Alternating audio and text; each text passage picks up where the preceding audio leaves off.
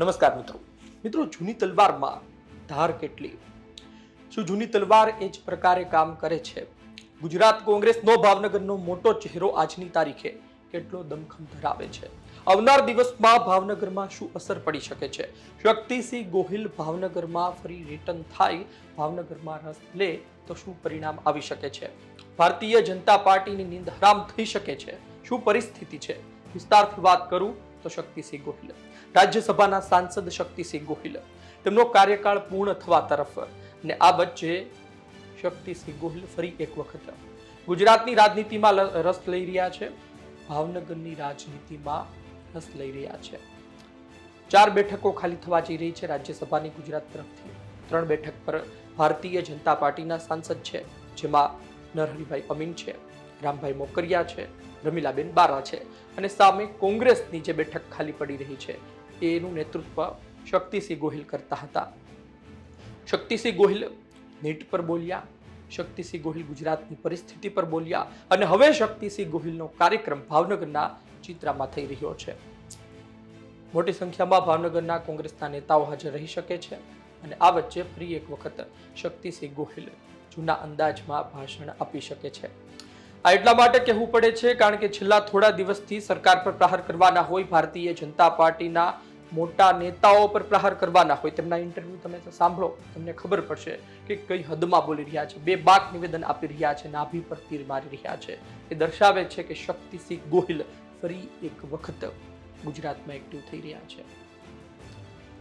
શક્તિસિંહ ગોહિલે રાજીનામું ધરી દીધું હતું થોડા સમય પહેલા. વિસાવદરની પેટા ચૂંટણીમાં જે પરિણામ આવ્યું, ગોપાલ ઇટાલિયા જીત્યા અને કોંગ્રેસ જે ખરાબ પ્રદર્શન સાથે બહાર આવી, ત્યારબાદ શક્તિસિંહ ગોહિલે રાજીનામું ધરી દીધું હતું. જે બાદ શક્તિસિંહ ગોહિલ એટલા પણ એક્ટિવ નહોતા, પરંતુ હવે લાગે છે કે ફરી ગુજરાતમાં તેઓ એક્ટિવ થઈ શકે છે, ભાવનગરમાં એક્ટિવ થઈ શકે છે. ભાવનગરમાં ચિત્રા ખાતે તેમના કાર્યક્રમ બાદ આપણને વધુ માહિતી મળશે, એમના ભાષણ સાંભળીને આપણને વધુ ખબર પડશે, પરંતુ ભાવનગરની સ્થિતિ સામાન્ય નથી. ભાવનગરમાં એન્ટી ઇન્કમ્બન્સી છે, લોકો પરેશાન થઈ ચૂક્યા છે. ભારતીય જનતા પાર્ટી પ્રત્યેનો રોષ પણ છે, પરંતુ કોંગ્રેસ તેને પોતાની તરફ કઈ રીતે કરે છે એ સૌથી મોટો પડકાર છે. હજુ હમણાં સ્થાનિક સ્વરાજ્યની ચૂંટણી ગઈ, પાલિતાણામાં, તળાજામાં કોંગ્રેસ થોડું પરિણામ લાવી શકી છે, પરંતુ જે પરિણામ કોંગ્રેસે લાવવાનું હતું એ પરિણામ હજુ સુધી નથી મળી શક્યું. કોંગ્રેસ એ વિસ્તારમાં મહેનત કરી રહી છે. તેમના જિલ્લા પ્રમુખ પ્રવીણભાઈ રાઠોડ છે, તેમના પણ સમાચાર મળતા રહે છે, તે પણ એ વિસ્તારમાં ખૂબ એક્ટિવ છે. સામે લાલભા છે, શહેર પ્રમુખ, તે પણ ખૂબ એક્ટિવ છે. પરંતુ ભાવનગર કોંગ્રેસને ફરી એક વખત બેઠી કરવી હોય, ભાવનગર કોંગ્રેસમાં પરિણામ લાવવું હોય, 2027ની વિધાનસભા ચૂંટણીમાં ભાવનગર જિલ્લાથી 3 બેઠક કાઢવી હોય તો ખૂબ મહેનત કરવી પડી શકે છે. ભારતીય જનતા પાર્ટીએ મંત્રીમંડળમાં 2 મંત્રી રાખ્યા છે. એક તરફ જીતુભાઈ વાઘાણી પણ મંત્રી છે અને બીજી તરફ પરસોત્તમભાઈ સોલંકી પણ મંત્રી છે. આ બંને દિગ્ગજ નેતા છે, બંને ભાવનગરથી આવતા નેતા છે. એક ભાવનગર ગ્રામ્યથી ધારાસભ્ય છે, એક ભાવનગર પશ્ચિમથી ધારાસભ્ય છે. તમે જુઓ કે આ બંને પાછા શક્તિસિંહ સામે ચૂંટણી પણ લડી ચૂક્યા છે. એટલે કે ભાવનગરમાંથી બેઠકો કાઢવી, ભાવનગરમાં પરિણામ લાવવું મુશ્કેલ તો છે, પરંતુ અશક્ય નથી. શક્તિસિંહ ગોહિલ ખૂબ જૂના નેતા છે. ભારતીય જનતા પાર્ટી સામે લડાયક અંદાજમાં ભૂતકાળમાં લડી ચૂક્યા છે. 1990-95માં તેઓ ભાવનગર દક્ષિણથી ધારાસભ્ય રહી ચૂક્યા છે. 2002માં હારી ગયા હતા ભાવનગર પશ્ચિમથી. 2007માં જીતુભાઈ વાઘાણી સામે જીતી ગયા હતા ભાવનગર પશ્ચિમથી. 2012માં પરસોત્તમભાઈ સોલંકી સામે તેઓ હારે છે ભાવનગર ગ્રામ્યથી. ત્યારબાદ અબડાસા જાય છે. અબડાસા 2014ની પેટા ચૂંટણી જીતે છે, ધારાસભ્ય બને છે. 2017માં હારી જાય છે કચ્છ માંડવીથી. પછી રાજ્યસભા જાય છે અને રાજ્યસભામાં તેમનો કાર્યકાળ પૂર્ણ થવા જઈ રહ્યો છે. કહેવાનો મતલબ એ છે કે જીતુભાઈ વાઘાણીને ખૂબ સારી રીતે શક્તિસિંહ ગોહિલ ઓળખે છે અને પરસોત્તમભાઈ સોલંકીના કામથી પણ તેઓ વાકેફ છે અને તેમના કરંટથી પણ તેઓ વાકેફ છે. શક્તિસિંહ ગોહિલ આવનાર દિવસમાં ભાવનગરમાં જો એક ચોક્કસ સારી રણનીતિ સાથે આગળ વધે છે તો પરિણામ ભાવનગરમાં મળી શકે છે. કારણ કે આ એ જ ભાવનગર છે જેમના વિસ્તારમાં અપક્ષ બેઠકો લઈ જાય છે. પાનાના સિમ્બોલ સાથે બ્રિજરાજસિંહ ગોહિલ લડ્યા હતા, એમને પરિણામ મળ્યું હતું, તો કોંગ્રેસને કેમ ન મળી શકે?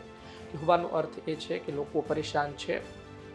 પાયાના પ્રશ્નોને લઈને લોકોને મુશ્કેલી પડી રહી છે. અઢળક સમાચાર આવે છે, ક્રાઇમના સમાચાર આવે છે, પરંતુ કોંગ્રેસ મતો પોતાની તરફ કઈ રીતે લે છે એ સૌથી અગત્યની વાત છે. છેલ્લા થોડા મહિનામાં કોંગ્રેસે ઘણું કર્યું છે ભાવનગરમાં.